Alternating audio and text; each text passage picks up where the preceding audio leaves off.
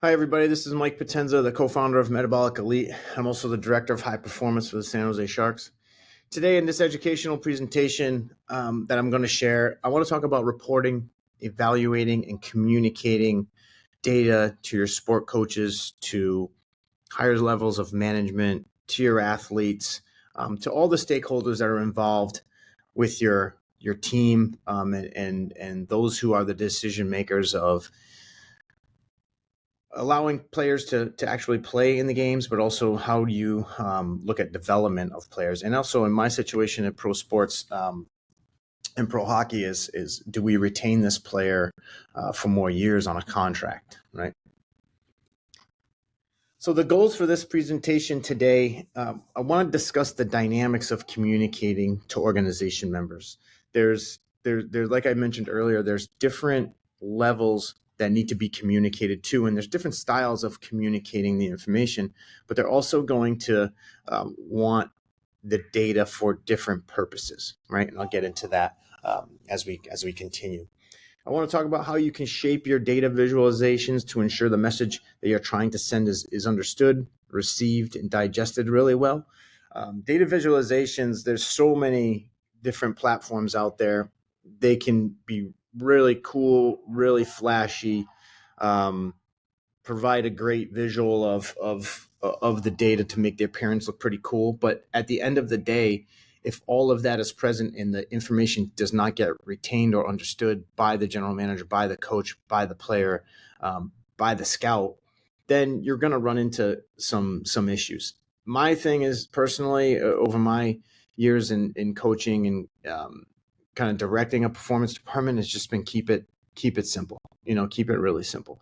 There's no one tool that's going to get you to where you want to go. I've come to believe in terms of visualizations, and we'll talk about that in the future. But there's so many products on the market, and all of them do a really good job. But there's not one tool that you may not have to specify or um,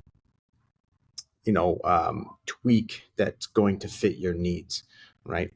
Um, I'll give a little bit of background on how we use our data at key times of key times of the year. And again, how I've come to use this was not, back in 2006 in my first year in pro hockey. It's evolved quite a bit over the years as to what I wanted to look at, how I wanted to look at, and then I've been fortunate enough to establish the data set for our program here over the course of 17 years. And I'm able now to look back at historical data that was built on some really good players in the National Hockey League.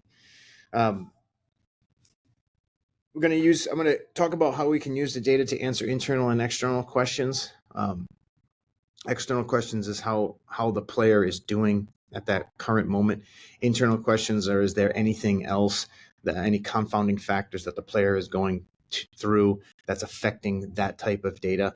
And internally, like, can this player project on a strictly physical basis? Can they strictly project to be such and such or X on their fitness and performance? I'm going to go over 3 keys, 3 points to speaking coach, or as I call it, your ability to deliver the data without any obstructions, without any confusion, just crystal clear so everybody understands what the data means, what the data is, and how it's going to help their decision making. And then I have some example reports and player cards that we can go over, and I'll just give you the generalities of that. I'm not going to go into the formulas that go into calling upon the data to populate the particular cell or anything like that. There's plenty of resources out there, obviously, that you can go to for those types of things. At the end of presentations, obviously with no audience, it's always a question and answer period. But I always extend to any audience or participant to reach out to me if you have any questions. I've provided my contact information and at the end, and I've also provided where you can find us, where you can go and look for Metabolic Elite and what we're doing, from especially on the education side that we're very proud of. And most certainly proud of our products and offerings for athletes as we continue to grow. So a little bit of background. My first year in pro hockey was 2006. Like I mentioned, I just came from working at the college level in college hockey at the University of Wisconsin. And like there was very important. I gained a much bigger pool of athletes between a minor league system, a pro system, and then a player development system of prospects. So I was kind of swimming and drowning a little bit, trying to keep my lips above the water to find out, okay, what data do I want to present? How do I want to keep the data and track the data? And also house it to now hopefully build and compare athletes to athletes, test to test, and what truly would kind of hash out as a good hockey metric to find out what would make a hockey player successful. And actually, even if, is there any, so as I was going through that, I really had to dive into my thought process was there's different metrics that I can do now that I couldn't do in college because of resources, because of time. But I also had to understand like the pool of staff was way bigger and how that affects like how I delivered the information. So I was talking to scouts, I was talking to player development, I was talking to pro scouts, not just amateur. I was talking to multiple general managers, and I was talking to multiple head coaches. Very different from what I experienced in the college world. So you have to establish what's important and what relates to the game right away, and that's through looking at the most current research. That's looking at what are some really true athletic qualities and tests that can define what this player's capabilities are from a power output standpoint. Counter movement jump is certainly one of them. That's very highly correlated to sprint speeds, but it's also highly correlated to skating speeds. So that's a good metric for two different athletes, two different sports, right? In my time when I was trying to set this testing program up and in this communication system, it's like, okay, when do we measure? There are key points throughout the year that you can measure. The easy one is is preseason, right? So you have, in our situation, we have 60 pretty much athletes. We have the minor league team, the NHL team, all the signed players, and then we have a big pool of prospects. So that's one key point of measurement. And in everybody's different space, there's going to be different times, different key points to measure.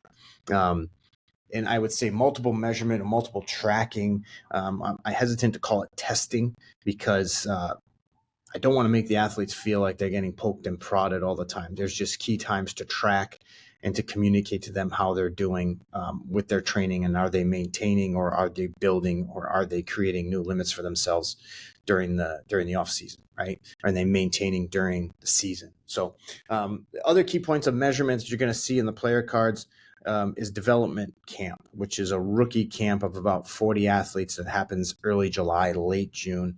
It happens after amateur hockey seasons are over, college hockey season is over, the CHL season is over, the combine is over, the NHL combine is over. So there you bring all your players in who are signed as prospects and also new prospects that you gain from the draft. And this is a time when they're certainly going to a week of education, both on the physical side, both on the player development side, and both on the hockey side. So those are two key points. And then during the season, we look at key times to measure. That could be weekly with our jumps. That could be 3 points of the year to look at body composition, and that could be every other week to look at some sort of sprint measure with a 1080 with members of our group. We have gotten Catapult in the last this last off season, so we are constantly measuring, obviously, workload measurements through Catapult. But we've always been a team. In my time, we've utilized First Beat heart rate monitoring system to track the internal load of the players. So that's daily. So there's a lot of different testing that you're doing at different intervals that can give you good information. Consistency is key. I think one thing that we've added that's become really good is a force frame. So some sort of dynamometry method for some absolute strength. And it's I utilized it in my time in basketball as well. We used the Kangatech system, which I found to be awesome. Both systems are really good, but you have to standardize your procedures. You have to standardize the execution of the test. That's for repeatability. It's very, very important. But you're going to get some really good baselines. I would say with that, with learning how to use that system right now in season and with hockey, you try to find those consistent points, and that could be monthly or every other month. So right now we've tested in the preseason at the beginning of the season. Now we're doing our second follow-up. So we're a little off on our timing. But again, time is challenging to get all these tests in, these evaluations in. So if you can do it multiple times throughout the season, that's really important. What we measure, like I said before, there are key performance indicators, not only from workload standpoint, but it's from a strength maintenance standpoint or retention standpoint. How much power do they have from their vertical jumps? How much power do they have from gym aware on strength exercises? Are we retaining those qualities throughout the year? Body composition is another area, and speed obviously is another key area. We do pull game data to help us understand how the athlete is retaining speed or expressing speed from game to game, and to see if there's any drop off with that. That's an important factor. Obviously, everybody's going to be different, so you have to really kind of figure out what the best method is to understand how they're maintaining their speed. I will say, if you're maybe a team at the college level, amateur level, or minor pro level, or even the pro, if you don't have a measurement in game, then simply find a way to go and measure something in practice, and then practice becomes your standardized measurement for speed. And it may be, if you don't have a 1080, no big deal. If you don't have a timing gate, no big deal. Just use hand time. As long as it's consistent and the procedure of how you're capturing that metric is valid and reliable, then you'll still have a good pool of data. Just because you don't have a fancy piece of equipment to measure it doesn't mean it's not worth anything. And then, when do we discuss these? Everybody's super busy. I found the best way is to start with a report, to build something simple. Then your management team, coaches, scouts, players can chew on it, digest it, and then have some sort of follow-up. It does take a lot of calories to schedule within our season, but you just got to make time. You really have to find time. Maybe it's 5 to 8 minutes at the most, 10 minutes with an athlete, so you can go through the data. They want to know the data. It helps with buy-in, it helps with compliance, but it also helps with their effort as to how they're staying in shape or getting better for their sport. And then at the end of the day, you just don't want to test or monitor to monitor. So when you discuss it and explain it to the athlete, you want to have some sort of plan for intervention and how we're going to act on the data. If you see some gross asymmetries with their jumps, specifically in landing and takeoff, like in loading, then those are important conversations to have. If you see an asymmetry with some of the force frame measures with abduction versus adduction, especially in our sport, then you have to sit with those athletes and discuss why is this occurring? Are they experiencing any pain? But also, do they feel limited? And do they have an injury history? If those things pop up on the athlete where there's gross asymmetries and they have a injury history, then your intervention must start immediately. But on normalizing those, and we've seen a lot of 10% plus, 15% plus, 20% plus of an asymmetry on an ab adduction score. And so we make sure that we address that because we see some of that imbalance. What we'll measure and what you'll see is pretty simple stuff. That's not to say we don't measure the simple things that are really important. The primary exercises, like I said, through gym aware, you need a basis of strength. It's easy to jump. It's easy to, fall or focus on just doing force plate jumping. It's easy to focus on just measuring speed. It's easy to focus on just the internal monitoring. I think we can't lose sight, and I certainly haven't over the years, but didn't look at it closely enough in the beginning. It was, where is our strength levels at for our primary exercises, whether that's an upper body score, whether that's a single leg exercise for lower body, whether that's a double leg exercise for the lower body, maybe it's a trap bar, some sort of hinge.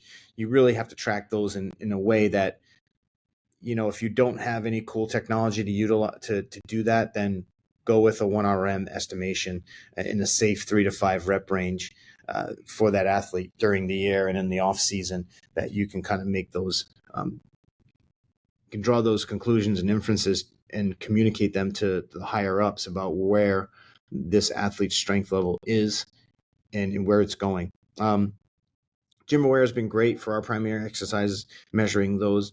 GymAware has been great for our explosive lifts or our Olympic lifts and any variations that we're using to individualize for an athlete with an injury history who may not catch on a hand clean or may not go overhead with a barbell snatch. But those speed measures are important. The estimations from a 1RM at least give you a baseline. I know they may be a little bit bigger or inflated, more so than the athlete's capability may be. But at the same time, it's a good starting point for them. And then you can adjust the loads as you prescribe them throughout the year. On-ice speed testing is something, it's important to us. It's difficult to get on-ice speed testing between the schedule, between practice, between travel and getting into some sort of apparatus to travel with that's going to measure it, whether it be timing gates or 1080. So, but that's very much, I would say, if you're in a different sport, if you're in a field-based sport, or if you're in a court-based sport, you should still be doing some sort of speed timing on that surface or in that environment. Resisted plyos have become interesting for us to test, like jump squats that are loaded and looking at power outputs and looking at relative power output with GymAware, but also trap bar jumps with GymAware and looking at loaded profiles on speed and power output. So those are some cool things that, from the strength standpoint, again, where I probably should have done more early on, but when I really got comfortable, I was like, okay, I feel really good about now. Let's find some of the markers or key performance indicators on the strength side that we're performing that I can say, yeah, this guy's strong. And that's ultimately, at the end of the day, if all of these performance measures are, if the athlete is performing them at a high level and is probably at the highest rank of your team and has no injury history, but they're having struggles on the ice, that's how you kind of have that decision-making tree in place and how you utilize it. Because if they're checked off in the medical and the performance area, maybe it's the thing where they need to kind of learn the system a little bit better and understand where to be. So that's an important piece to how you use your decision-making tree to say, you know what, it's not a performance issue. It's more of a hockey-related issue. He's got to understand the system a little bit more. Or he may have the system and the reverse can happen where, you know what, he needs more power. He needs more, conditioning to fit the needs of the game. So you can kind of target the areas that you need. And I don't want to leave out the skill of skating, because that's very important, at least in our game, where you can have a powerful guy off ice and fast sprinter off ice, but necessarily on the ice, they may not be the fastest because the limiting factor could be the skill of skating and the posture of skating. Of course, we do is just, we do measure those types of strength exercises. We don't get caught up in just, in just the 1080 speed measurements or our 1080 speed measurements or our catapult measures or our heart rate monitoring, our internal monitoring. We do look at the meat and potatoes, the strength side of what we do, because that's definitely going to help those developmental players. And it's also going to help the older players maintain their strength and power outputs. Confounding factors that are going to affect your testing plan, just to understand time. I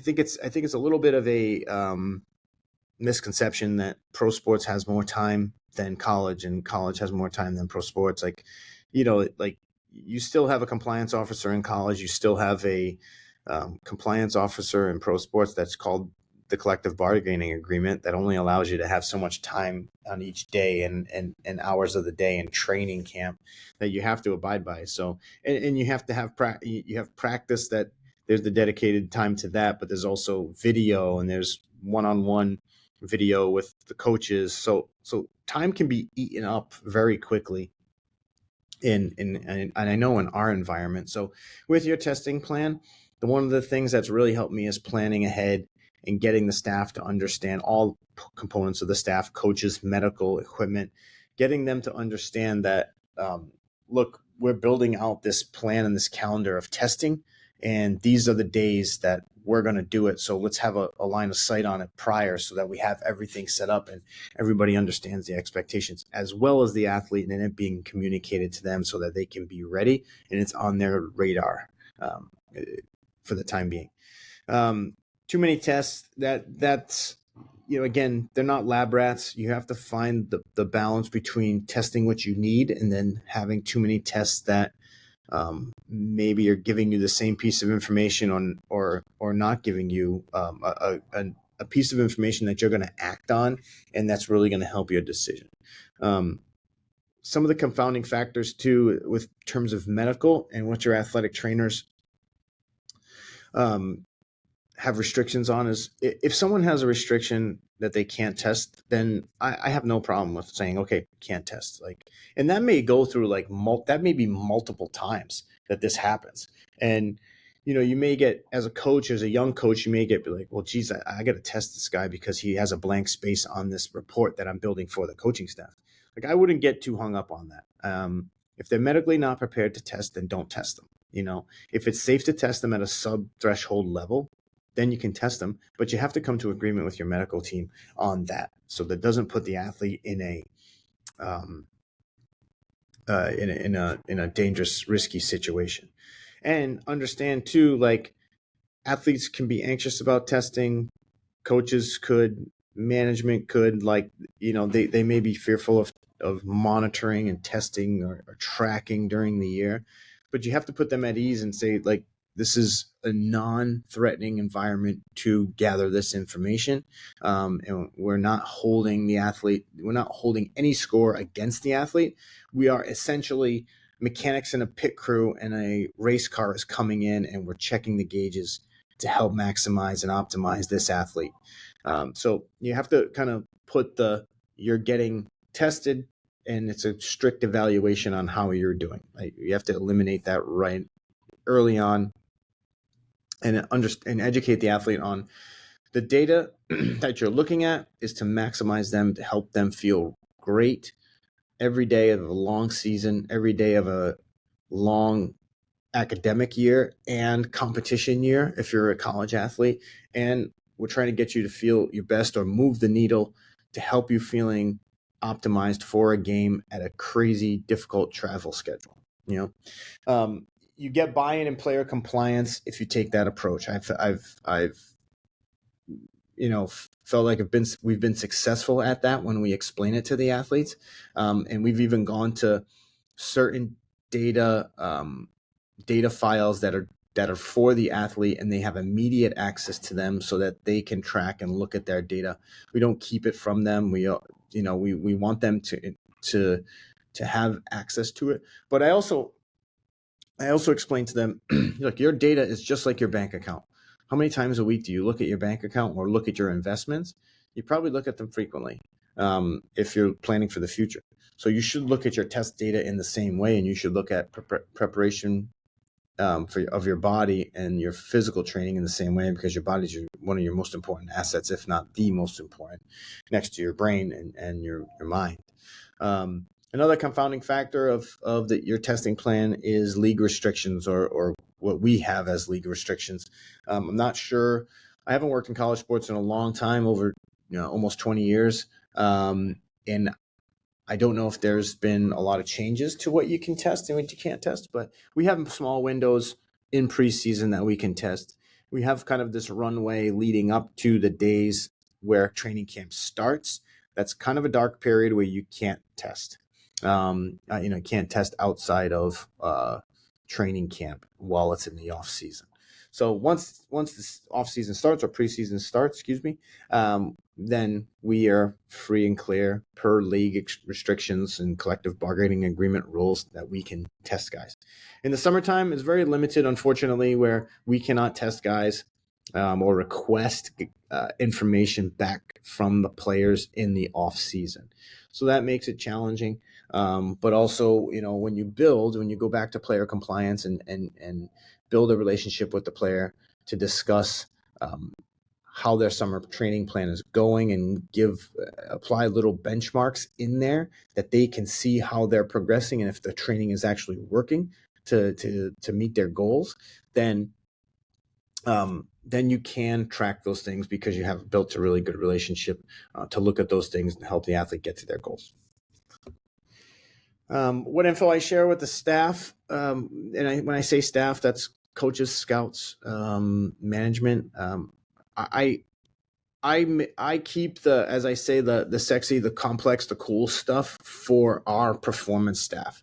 There's a plethora of information that I don't put in a report for the staff, for our coaches, for our general managers, and for our scouts, because it's just too complex. It's just too much information. It's overkill.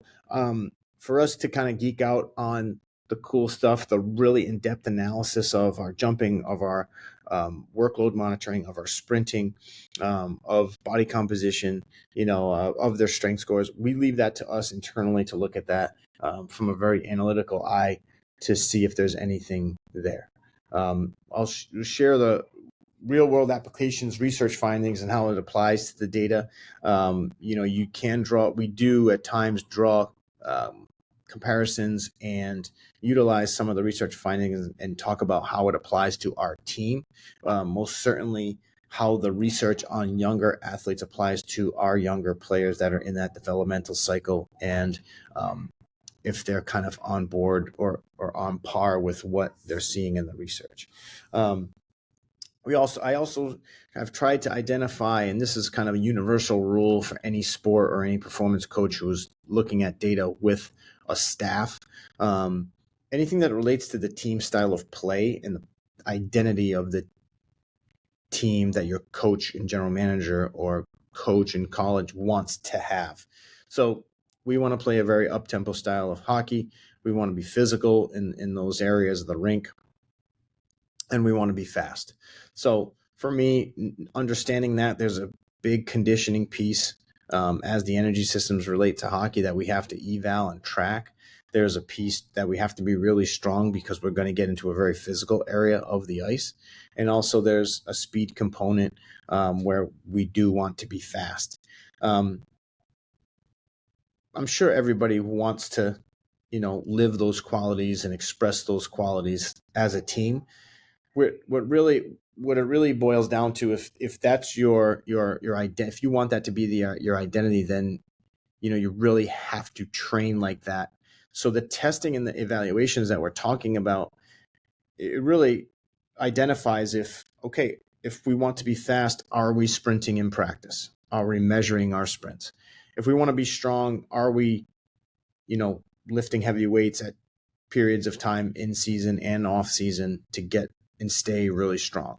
That's going to help our battle play, corner work, front of the net presence, in the paint type presence in a different sport like basketball.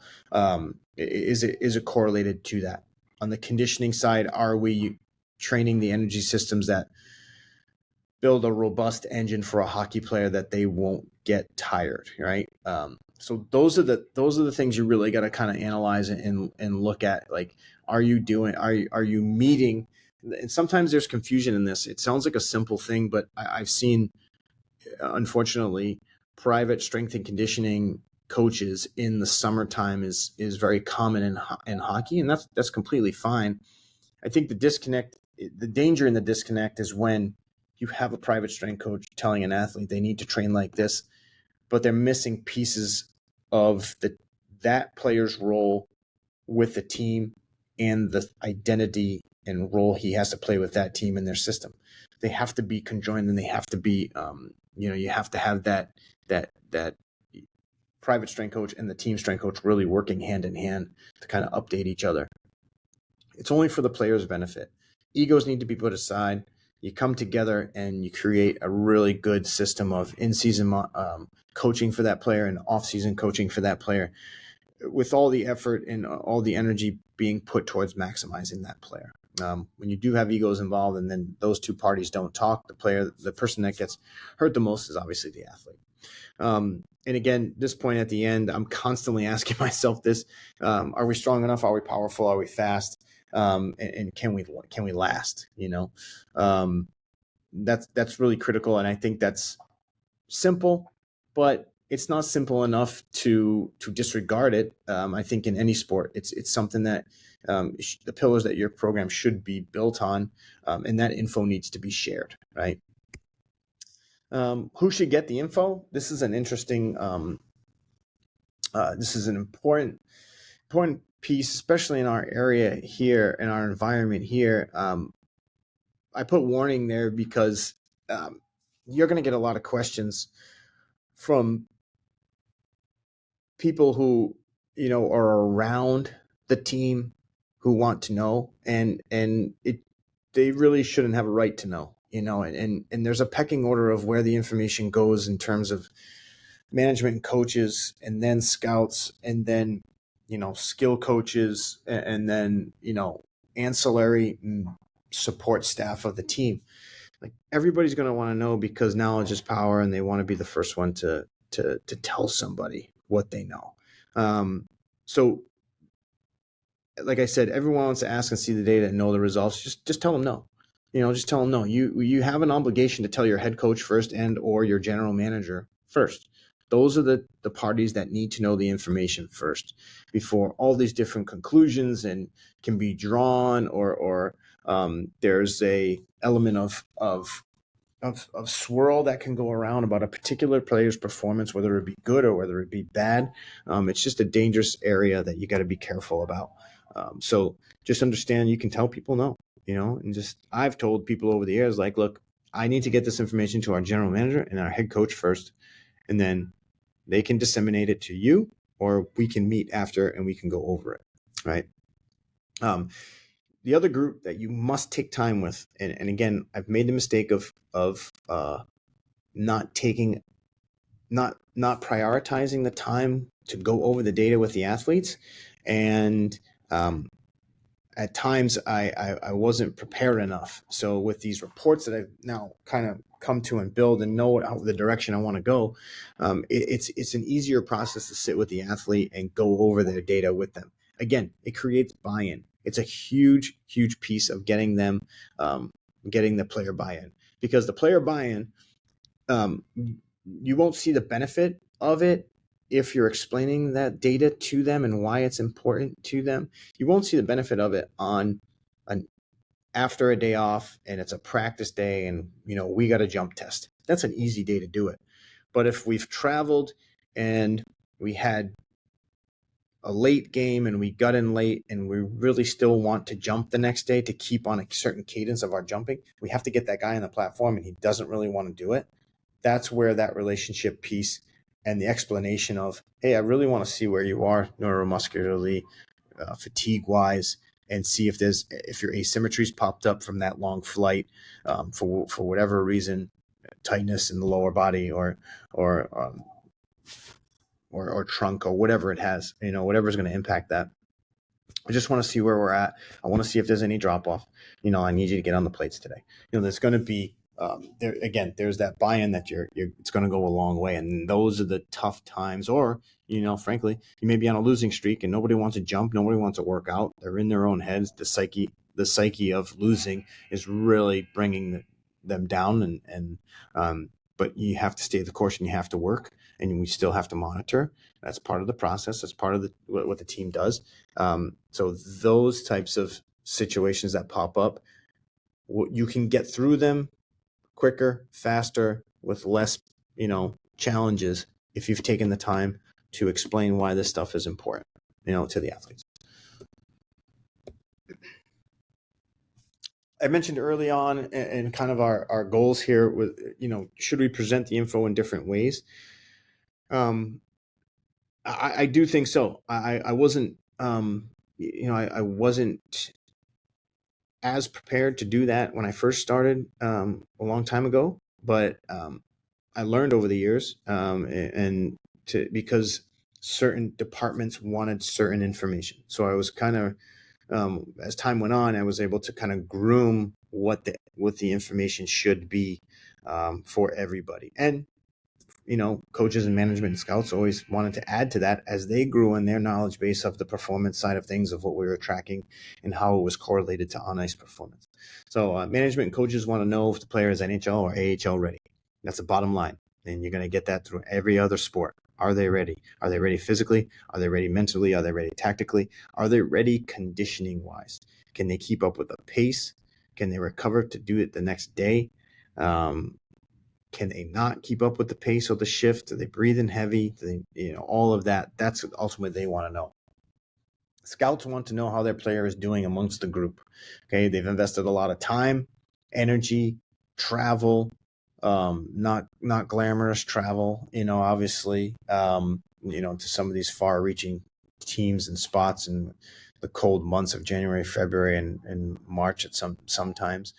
They want to know how their player is doing because there's a very, very big emotional but time investment that they have done to go and look for this player, and recommend them to the team as a prospect. So they're going to want to know how they're doing against the group. They're also going to want to know on how individually what they need to do to get better if they're not amongst the elite of the physical on the elite side of the physical performance side of the group. Players want to know how they do amongst the group. Some don't care and some really care. It's like that idea of the thirds. Some don't care. Third care, third not interested, but kinda, and some really care because it's part of their process. Just understand, who that group is and what motivates the lower half of the group to become those who care, and not just check a box in the gym or try to get out of workouts. Player development personnel want to know what the athlete needs to work on. When you develop these evaluations and you report, you gotta communicate on what the athlete needs to do if they're ranked at the lower half of the group and not up to the standards of that player's prospect or draft year, but also if that player is not up to par with the historical data or standards that was set from the team. So that's kind of how we look at it now, as we're comparing to 17 years of, well, actually 19 years of player data, and years that we were really successful. We're comparing new and new drafted athletes, prospects, to what those standards are, and making projections on if they can grow physically to compare to our best defenseman or best forward, position specific or goaltender. So yeah, you should present it in different ways. Just, I would say too, to add to this, know your audience. It's really simple. Just know your audience. And whatever you do when you're presenting this information, don't hide. I learned early on and got some great mentorship from guys who have done this role for a long time.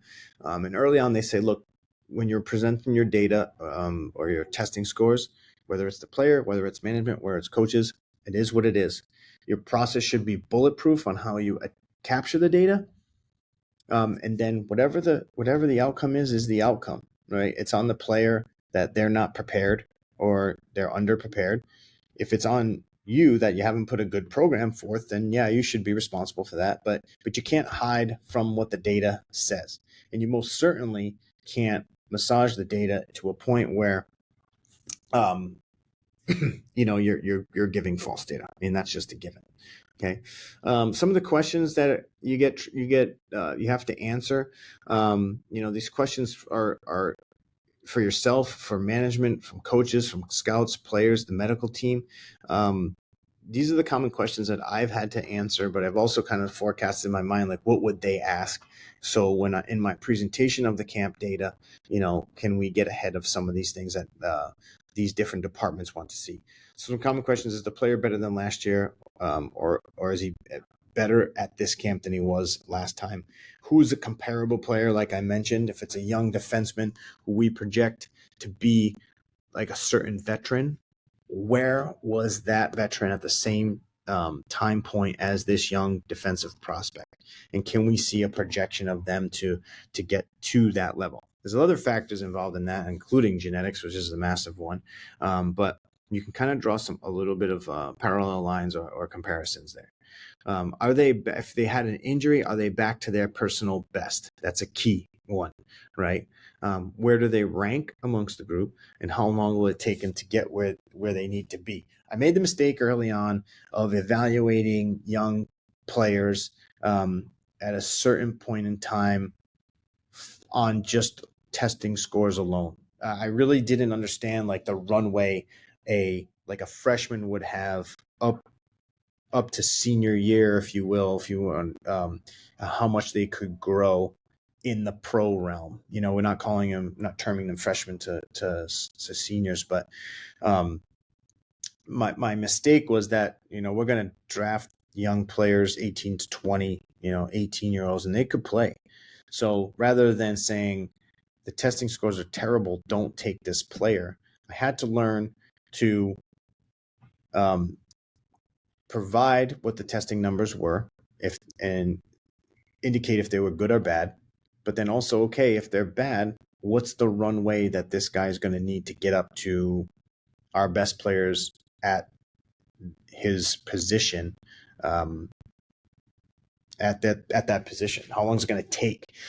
So once we did that, it was easier for me to communicate with scouts and our player development leads, but also it was important that we built the program for this player, because if they left our team and went to go back to junior or college, then we had a plan for them that they could follow to help them get to where they need to be. So my key points, to stick to,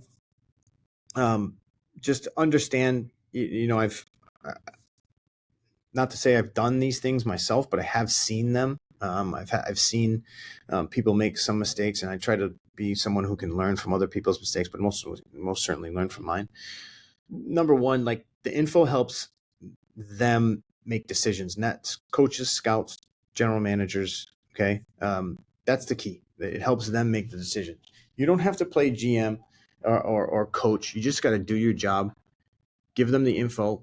Let them know where the player falls amongst your system and program, and get them the program that they need to really maximize them and optimize them as a player. That could be a young player, that could be an old player who you're trying to keep at a high level, but just do your job. You shouldn't make any bold or rash statements to say, now this player is, can't play or here, or, physically they may be subpar, but you need to get him there. And in many sports, basketball and hockey included, I've seen it first, they may not be the most physical, dominant player, in the gym, but they can play. Kevin Durant couldn't bench 185 pounds coming out of University of Texas, but he's going to go down as a Hall of Famer and one of the best players to ever play, so you have to keep that in mind. You have to keep that, take it with a grain of salt. Key point number 2, you're on no one's side. You're not massaging the data for anyone's benefit, not even the player. You have to be bold, and you have to have the hard conversations with the player, because that's what they get paid to do. That's what you get paid to do, and they have to stay ready. And at times you have to motivate them to train if their scores aren't great. But if their scores aren't great and you're pushing them to be better, to create new limits for themselves, they're going to be a better athlete. They're going to see the benefits on the ice. But at no point, you're going to sewer a player or take sides in it. You got to be agnostic, and you just got to deliver the info as it is and have a plan ready for to get that player to where they need to be, and have a plan ready for those who are really good on your team to maintain and keep them where they're at. Key point number 3, again, we mentioned it, or I spoke about it. Don't give them information overload. Simplify it. If you have someone on the staff that wants to do a deep dive because they're really interested in the performance analytics, sports science, blood work markers, internal monitoring, recovery monitoring, sleep monitoring, then do those deep dives with them. But as a generality, don't overload the whole staff with the data. You're just going to confuse them, and you may not answer directly the question that they want to know. So some examples I'll go through briefly of our preseason testing, our tracking sheets. This is a simple training camp player card, and we're comparing multiple different camps, and then we're comparing within the particular camp as a best and average and a worst. And then the NHL averages for our historical data for this particular athlete. We bucketed our test, and then from the buckets we've created these indices, which you see at the bottom on the bar graphs. So we have a body comp bucket that looks at weight, body fat percentage, and obviously lean mass. Movement capacity is more of a movement screen. Speed, those 3 tests that you see in teal go into the speed bucket, and we measure and weight these tests and these indices to then provide a score underneath. What the green line is the 80th percentile of that indices over a period of my time here. So it's actually captured for, I've been here for 17 years, but it's captured for 19. They continued on when I left. Power, as you can see, has multiple tests that are from Wingate, are from jumping, and are from some of our plyometric scores. Upper body strength has 2. Anaerobic is heavily weighted on particular exercises from the Wingate, and aerobic covers some of our VO2 scores. So at the bottom, you can see where this player stacks up, and you almost see it helps you identify what this particular player needs to work on from a broad general standpoint. But these are the qualities that we decided that are the most important for this particular athlete, and then we then boil down to the specific tests that we wanted to track in training camp. So here is an example of our in-season segment reports. These are going to be the next few slides. We usually do 20 game segments. We give a perspective and a narrative, so it's definitely subjective and objective scoring. We compare last year to this year as a team, and to see where the team average goes down. But we also are looking at individuals' performances, and we're looking at team workload performances and how we stack up from the preseason. Now, within the preseason, when you look at these charts, we're looking at internal workloads at the time of trimp and trimp per minute. So we look at kind of the overall workload, but then also intensity score of workload per minute. And are we touching upon the preseason scores that we got from training camp to maintain the quote unquote hockey energy system as it relates to being prepared for a game or a training basically at game speeds? The longitudinal one is in the bottom right. That's, you can see from left to right, September, October, November, December. And you can see preseason on the left, and then you can see us in November and December touching on, or above the green line, touching on some of those intensities that we would have in preseason. It's difficult to do that in season because you play so many games and you travel so much, and you have an off day every 7 days, or you have to have I think you have to have 4 off days within a calendar month, or 5 off days. So it works out to be almost like 1 every 7 days. So it's difficult to plan when you can do that and with the intensity of the games. But our strategy is that we have to find those days and times to get that, but also plan for some recovery. But even with the drill set that's given for the day, can we do 2 drills rather than 5 like we did in preseason? That touches upon the intensity and gives the guys the dose of what they need. Okay, these longitudinal or monthly segments that you can provide a coach and a staff, it really gives them an idea of how the month is lined up, whether it's a condensed schedule or whether it's open to that you can get a little bit more practicing in. In this view, it does help you with your annual plan to say, okay, are we hitting the targets that we want when we develop the annual plan?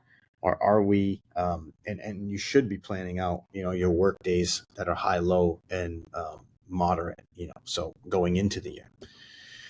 This is a report. This is an in-season performance segment report. We went with this style because we wanted to, again, you can see the buckets that we were reporting on: body composition, power output scores. But I wanted to note to the coaching staff, okay, what injuries does this guy have in the past? Let's have an appreciation for that. But also let's look at their keys, like getting the coaches to buy in and contribute to what they're seeing on the ice that we now need to focus off the ice. Case in point, a player is on the ice and gets into a battle drill, and our power output scores and strength scores say that this player is very strong, but on the ice they're losing battles because of their technique and because they're not really on the ice functionally strong. So we look at how can we apply more strength and power to that player off the ice to then help them with the player development coaches on the ice who are working on battle drills, and being stable and strong on their skates and have the ability to protect the puck. So this was kind of a format in season, quick hit of green, yellow, red. Are they doing good? Are they not? And a short reasoning underneath as to why. This example is at the end of the year. We meet with each player at the end of the year to go over their plan and how their scores, what their primary needs are, secondary needs, and tertiary needs. And then we looked at their scores and how they progressed in season. And then we talked about here, like preseason testing goals that we set with each player. And those coincide with the primary, secondary, and tertiary needs. And then your their particular summer strength training phases that we are planning for. And as you can see, we do kind of like a monthly block right now.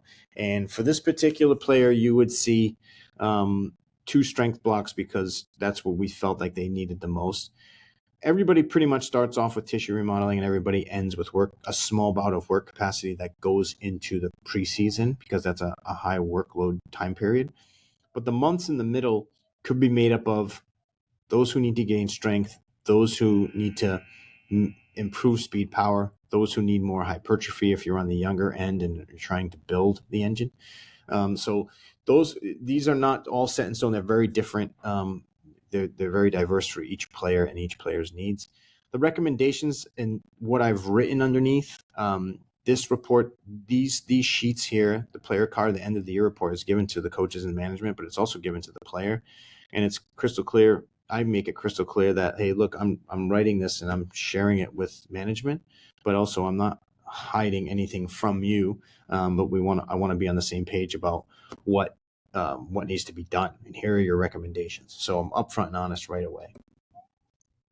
This is a combine testing sheet. There are many more tests that are taken at the combine, and I've boiled down kind of my preseason development camp testing battery to be less.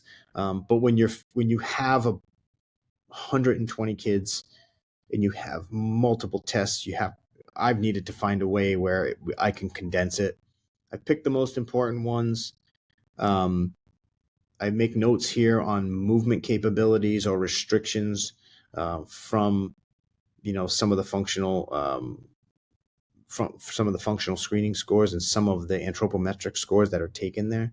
And as you can see, the power, strength, aerobic, and anaerobic performance scores, I'll make performance notes on them to give our scouting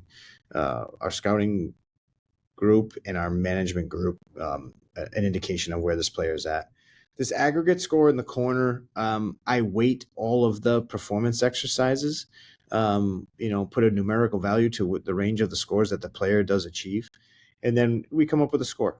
And then we kind of filter it out to see who's done the best on the physical side. And it's just an easier way to see how someone can overall perform on all of these tests. Some of these players are better at some of the aerobic scores and not so much the anaerobic and the power. And some are really good on the power or anaerobic and not as good as the aerobic. So there's a different makeup for every player. The aggregate score, it's been a cool way to kind of see where everybody falls. This is development camp. For no other reason, you're seeing many different styles of how we deliver this. But it's just, again, like I said early on, it's just at the request of what everybody wanted to see and how we can get it out to them. In terms of now, we're looking at some sort of ranking for the players. Players listed on the left-hand column, all the tests are listed across the top. There's a conditional formatting view to this with the red and green and kind of the fading that goes through the rankings, where number ones, the best are the greens, and the worst are the more darker reds. Asymmetries, as you can see, we red yellow. We had a caution kind of formatting to the yellow, and then we had a glaring concern as it relates to the red for mean force asymmetry concentrically on the force plate jumps within the counter movement jump, and then eccentrically in loading. So this is a quick hit sheet. This is, I'll be perfectly honest with you, this is a popular sheet because you can see everybody across the board and in one sheet rather than paging through a bunch of different ones. This is another development camp one, very similar to the one I showed you. However, there was some on-ice testing that we did in the lower right column that that was very important to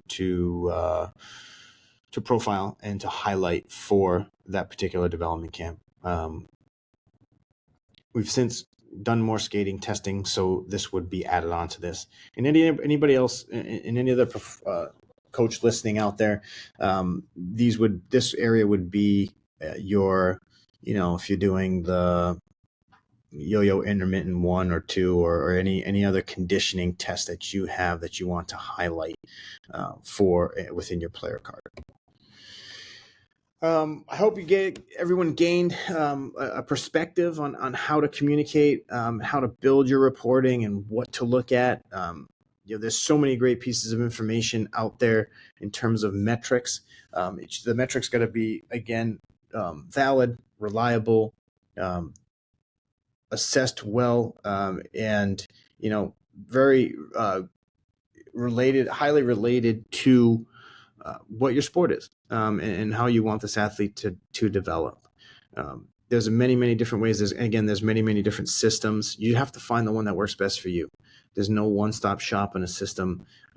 I've demoed almost all of them. I've utilized a couple, and I will tell you, not everyone is perfect. At times you still have to go back and tweak and formulate the data the way you need to and the way to present it. Tableau is a simple format. Some code in R. Some are using Kitman. Some are using Smartabase. We are currently building our own through SAP systems. So hopefully that gets us to where we want to be. But there's so many different ways. What you saw was really in Excel as well. You can bend and flex the data on however you want in Excel to create really good reports if money is an issue. But again, whatever you decide on how to visualize the data, that has to be built on the bedrock of these are valid tests. These are well-researched tests. We are capturing the tests in a very bulletproof way, and they're valid and they're reliable. over time. And anybody who's coming in to perform the tests is very capable to do those, whether you have a staff change or whether you're bringing in an outside exercise science department to conduct your tests. So I hope everybody got some value from how to report in your situation, whether it be collegiate sport, professional sport, minor professional sport, or for whatever have you. So I enjoy giving that presentation. I've done it a couple times, and it's something that an area that is very common to performance coaches now, and the reporting needs to be very detailed for management, and you got to be able to make guesstimations and kind of you have to have good reasoning on how a development plan would go for a young athlete based on the data that you see, and again how a older athlete, a veteran athlete, can continue to progress and not drop off based on your findings and testing. At the end of these, there's always a question and answer period. Unfortunately, we're not going to take questions, but my contact emails are at the bottom. Please feel free to reach out to me if you have any questions on anything we discussed. But the ultimate question, where to find us, metabolicelite.co is our website. We're super proud of the education we're putting out. We're super proud of the products, obviously. There's educational bites on each product and how to utilize them to maximize your athletes and maximize their performances and resiliency throughout a season. So check us out. We have awesome products, and continue to follow us on our IG and continue to follow our educational components that we're putting out there.